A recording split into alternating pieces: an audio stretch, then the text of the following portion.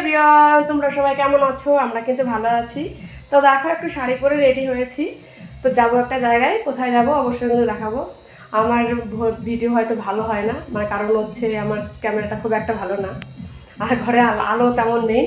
তো যাই হোক, কোথায় যাচ্ছি অবশ্যই তোমাদের কিন্তু দেখাবো। তো চলো যাচ্ছি, সেখানে কি দেখা হবে।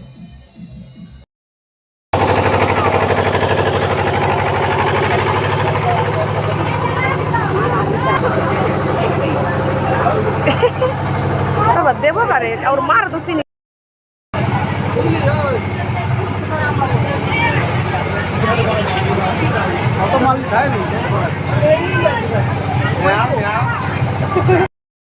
দেখো কি গরম, তার মধ্যে আমার মেয়ে যে কফি খাচ্ছে।